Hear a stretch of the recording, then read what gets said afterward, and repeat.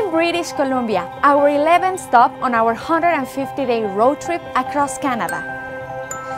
Home to high mountains, desert, rainforest, the Pacific Ocean, and world-class cities, British Columbia is one of Canada's most diverse and beautiful provinces.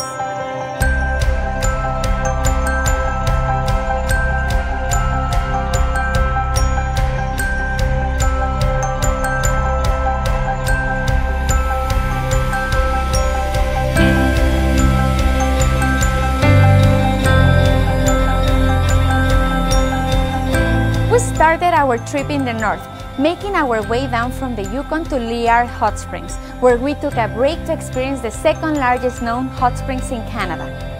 With steam rising off the water, it felt like we were walking through a jungle in a tropical paradise.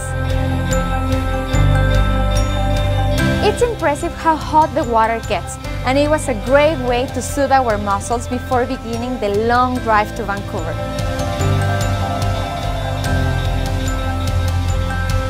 Some of the things that make Vancouver one of the most beautiful cities in the world is the variety of parks, beaches, coastline, and natural attractions that can be found all over the city.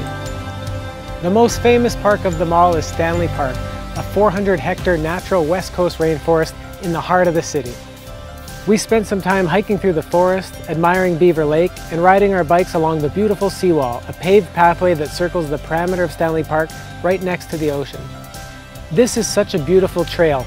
We got to see incredible views of the city skyline, the Lions Gate Bridge, the Pacific Ocean, and a variety of sandy beaches.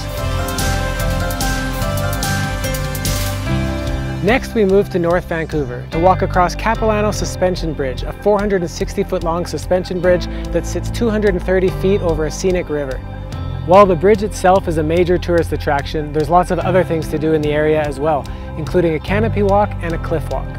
After exploring some of Vancouver's natural attractions, we moved into the city, starting with Robson Street and then Gastown, Vancouver's oldest district. Here, we found an array of beautiful buildings, cobblestone streets, and even an old steam clock. We also took a walking tour to learn about the days of Prohibition, the opium riots, and some of Vancouver's darkest days. It was a great way to learn about the early beginnings of this great city. The next day, we continued to learn about the area by visiting the Museum of Anthropology, which houses thousands of artifacts from the Northwest Coast First Nations, as well as other cultures from all over the world.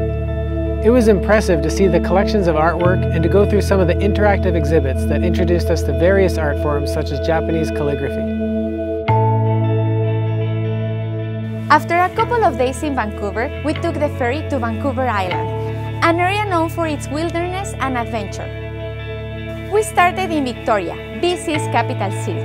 Named after Queen Victoria of the United Kingdom, Victoria is a beautiful coastal city with a variety of heritage homes, legislative buildings, and a vibrant food scene. To get a better taste of the city, we took a walking food tour through the heart of the city, including the second oldest Chinatown in North America.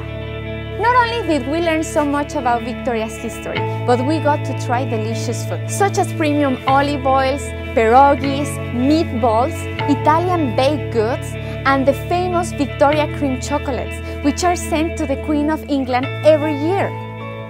And in the evening, we went to an in-house brew pub, where we got to try a beer and chocolate truffle pairing. It was delicious. Victoria is also known as the Garden City, which is quite apparent as you're walking around the streets. However, the most magnificent garden of them all is the Bouchard Gardens, which is now a National Historic Site of Canada. With over 900 varieties of plants, we could quickly see why this has become a world-famous attraction. It was so impressive to look down at the sunken garden, view the various water fountains, step through the peaceful Japanese garden, walk through the rose garden, and admire the hard work and passion that went into this 55-acre garden. Next, it was time to explore the island's wild side. We started the adventure off in Port Renfrew, which is nestled between the famous West Coast Trail and Juan de Fuca Trail. Here we hiked to Botanical Beach to see the beautiful tidal pools, and to Sombrio Beach where we found a small trail leading to a spectacular waterfall. The water may have been cold, but that didn't stop us from taking the chance to go into the waterfall. I mean, it's a waterfall in the middle of the rainforest, how could you not? Another thing Vancouver Island is known for is whale watching. so we jumped on a boat, cruised out into the Pacific Ocean, and had one of the best whale watching tours of our lives. First, we saw dozens of orca whales breaching the surface with their amazing black dorsal fins pointing out of the water to the backdrop of the mystic West Coast. We even saw them jump right out of the water, something we've never seen before. Then, as if that wasn't special enough, we came across a massive meeting of humpback whales. We must have seen between 50 to 70 of them breaching the water, showing us their huge tails, and swimming right next to the boat. What an unbelievable experience. Next on our island journey was Campbell River. And after visiting the beautiful elk falls, we went on a tour to see grizzly bears in their natural habitat. This started with a boat trip through beautiful mountain scenery, where we saw humpbacks and orcas before arriving to the Butte Inlet and the home of the Homalco First Nations. Thanks to the salmon swimming up the inlet to their spawning grounds, grizzlies arrive here by the dozens, eating salmon to fatten up for the winter. It was incredible how close we got to the bears, and we even saw one catching a salmon right out of the river, an awesome experience we'll never forget. The next day we had the opportunity to go snorkeling with the salmon. First we hiked to a nearby canyon where tens of thousands of them swam around us, and then we went down the river with them, letting the current take us up and over rocks and back into town. This is truly a unique way to get into nature. Next, we drove to Tofino, stopping at a couple of beautiful waterfalls as well as Cathedral Grove to marvel at the massive 800-year-old Douglas firs. Standing over 250 feet tall with a circumference of over 29 feet, we couldn't even come close to wrapping our arms around it. Walking through this ancient rainforest felt like we were in Jurassic Park, and it's one of the things I love most about the island.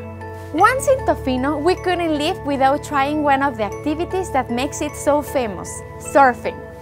After a great lesson, we spent hours catching little waves and riding them back to shore. It was such an exhilarating experience to be able to stand up and feel the power of the waves push us forward. We surfed all the way until sunset before marveling at the sky as it turned red, pink, and orange, an amazing way to finish our time here in this beautiful place. After Tofino, we drove to Nanaimo, continuing our adventures on the water by fishing for salmon and crab for the first time.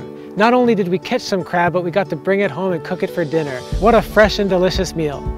The next day, we jumped back in the water to go snorkeling with playful seals, and after having them nibble on our fins, we strapped on our scuba diving gear and dove down to 60 feet to get a whole new perspective of ocean life. We saw so much interesting sea life, including wolf eels and a swimming scallop, which swims through the water when you touch it. This was our first time diving in Canada, and we loved every minute of it. Finally, to cap off our time on Vancouver Island, we signed up for a bungee jump and a primal swing experience. First, we got strapped into the primal swing and swung 140 kilometers per hour through a canyon. Then we had the ultimate adrenaline rush, a 150-foot bungee jump. Strapped by the ankles, we courageously took the leap, falling towards the ground with nothing but a few thousand elastic bands keeping us safe. Words cannot describe the feeling of freedom that we felt falling through the air and the sense of accomplishment when it's all said and done. We then made our way back to Vancouver and drove to Kelowna, the largest city of the Okanagan Valley. This is one of Canada's best wine regions, and a winery tour is something that you shouldn't miss. We had the opportunity to visit an organic, biodynamic winery, which not only produces great tasting wines, but does so in a way that's harmonious with Earth. We were so impressed with the facility and everything we learned about the various crops that can be grown in conjunction with grapes. Another thing the area is known for is Okanagan Lake, a massive 135-kilometer long lake that dominates the valley of Kelowna and other nearby towns. To really enjoy the lake, we jumped on a boat to tour the city by water before strapping on a flyboard, utilizing the water to launch ourselves into the air. It was such a cool experience to hover over the water, and even though we crashed a few times, once we got the hang of it, it was such a blast. One of our favorite activities was getting into a helicopter and getting a bird's eye view of the lake, the mountains, the various wineries, and the beautiful canyons that can be found just outside the city. We loved exploring Kelowna and experiencing some of the wine culture, as well as other cool activities such as axe throwing, something we've never considered trying before. We were so surprised by how much fun it was. With our time running out in BC, we made our way east to the mountains, stopping in Revelstoke to ride the Pipe Mountain Coaster. an exciting and scenic ride that brought us down the mountain and through the forest, while having fun and allowing us to take in the breathtaking views. Last but not least, we entered the Canadian Rockies, stopping at Jojo National Park to see beautiful Emerald Lake. As you can see, British Columbia has no shortage of incredible and varied scenery, attractions, nature, and adventure. We did so much and barely scratched the surface. From lush rainforest to rugged coastline, to deserts, lakes, and mountains, British Columbia is one of the most beautiful places in Canada, if not the entire world. Thank you so much for watching our British Columbia episode. To learn more about what we did in BC, as well as other provinces during our 150-day road trip across Canada, visit mustdocanada.com.